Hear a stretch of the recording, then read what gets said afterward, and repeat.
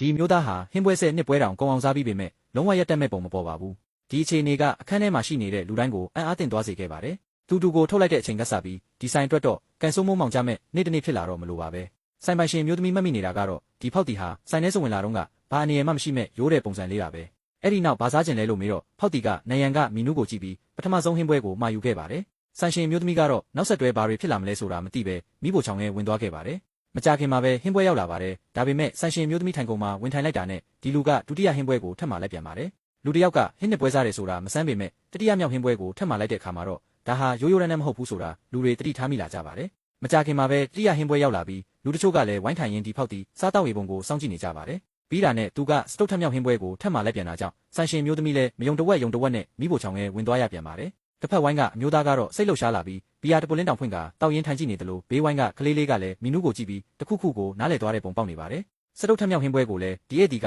ခဏလေးနဲ့စားတောက်လိုက်ပြီးသူကိုချကမီနူးကိုပြန်ကြည့်နေပြန်ပါတယ်ငါးကြော်ငဲရှာကိုမာယူမယ်လို့သူပြောလိုက်တဲ့အချိန်မှာတော့ကလေးလေးကသူထင်တာမှန်သွားပြီဆိုပြီးစိတ်လှုပ်ရှားစွာပြောလာပါတယ်သူ့ဘေးနားကလူငယ်တယောက်ကလည်းတခုခုကိုတတိထားမိသွားပုံရပြီးမှတ်စုစာအုပ်တအုပ်ထုတ်ကဖောက်တီမာသမျှဟင်းပွဲတိုင်းကိုလိုက်မှတ်နေပါတယ်အဖိုးအိုတယောက်ဆိုင်ထဲဝင်လာပြီးအစာစားဖို့လုပ်တဲ့အချိန်မှာဒီလူကတစ်ဆက်ပွဲမြောက်ဟင်းပွဲကိုတောင်ရောက်နေပါပြီဆဲတပွဲမြောက်ဟင်းပွဲကိုထပ်မလိုက်တဲ့အခါမှာတော့အဖိုးအိုခမညာလန့်သွားပါတော့တယ်အဲ့ဒါကိုကြားတာနဲ့အဖိုးအိုဟာဆိုင်ပြင်ကိုအမြန်ပြေးထွက်သွားပြီးရက်ွက်ထဲကလူတွေကိုဒီအဖြစ်ပြက်လာကြည့်ကြဖို့လိုက်ခေါ်ပါတော့တယ်ကျောင်းသားဆိုင်ရှိကခွေးလေးကအစမနေနိုင်တော့ပဲဒီပွဲကိုဝင်နှွဲဖို့ရောက်လာပါတယ်ခဏလေးအတွင်းမှာပဲဖောက်တီရဲ့ဘေးမှာစားတာကိုကြည့်မဲ့လူတွေဝိုင်းအောင်လာပေမဲ့သူ့ရဲ့စားတောက်မှုကိုတော့ဘာမှအနှောက်အယှက်မဖြစ်စေခဲ့ပါဘူးလာကြည့်တဲ့လူတွေတဖြည်းဖြည်းများလာပြီးနောက်ဆုံးမှာတော့သူဘာကိုကြည့်ပြီးမှနေတာလဲလို့တယောက်ကမမေးရဲမနေနိုင်ဖြစ်လာပါတယ်အဲ့ဒီအခါလူငယ်တယောက်ကရှေ့ထွက်ပြီးရှင်းပြလာပါတယ်သူလေးလာမှတ်သားထားချက်အရဖောက်တီဟာမီနူးကိုဘက်ကနေညာဘက်အထိအစင်လိုက်မာယူနေတာဖြစ်ကြောင်းပြောပြပါတယ်စောင့်ဆိုင်ချိန်မပါပဲဆက်ငါးပွဲမြောက်ဟင်းပွဲကိုအကုန်စားဖို့အတွက်သူ3နာရီနဲ့မိနစ်ဝက်ကြာမြင့်ခဲ့ပါတယ်ပြက်မြအားဖြင့်ဟင်းတပွဲကုန်ဖို့4မိနစ်နဲ့စက္ကန့်20လောက်တာအချိန်ယူခဲ့ပြီး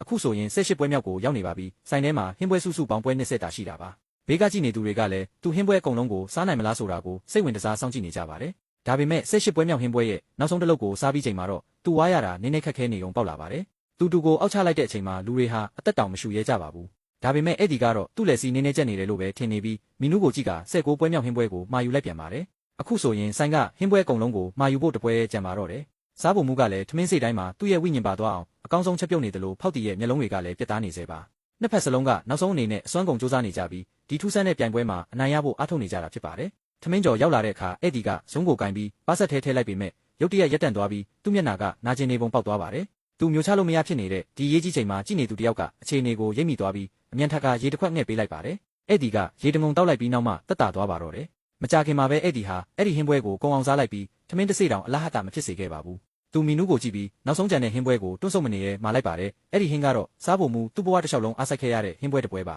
အဲ့ဒီကအမြန်စားလိုက်ဖို့ရည်ရထားပေမဲ့ပထမဆုံးအလုပ်မကုန်ခင်မှာပဲရက်တန့်သွားပြီးဟင်းရဲ့အရသာကြောင့်မိန်မောသွားပါတယ်အပြင်ကအော်ဟစ်အားပေးတန်တွေကိုကြားလိုက်ရတဲ့အခါစားဖို့မူကအဲ့ဒီစားပြီးသွားပြီဆိုတာသိလိုက်ရပြီးအဲ့ဒီဟာမီနူးပါဟင်းပွဲအကုန်လုံးကိုစားတော့ကစားဖို့မူရဲ့အတိမတ်ပြုမှုကိုရရှိသွားပါပြီနှစ်ဦးသားတရေကျသွားကြပြီးဆိုင်မရှင်စားဖို့မူကမိဖို့ချောင်းတွေကထွက်လာကလိုချင်တာရသွားတဲ့ပုံစံနဲ့သူ့ရဲ့လက်ကိုကမ်းပေးလိုက်ပါတယ်ဖောက်တီကလည်းအပြုံးနဲ့တုတ်ပြန်လိုက်ပါတယ်ပြီးရဲ့အခါမီနူးကိုပြန်ကြည့်ပြီးပထမဆုံးဟင်းပွဲစီပြန်သွားပါတော့တယ်ဒီပြိုင်ပွဲကမပြီးဆုံးသေးပါဘူးသူနိုင်တဲ့အထိရက်တက်မဲ့ပုံမပေါ်ပါဘူး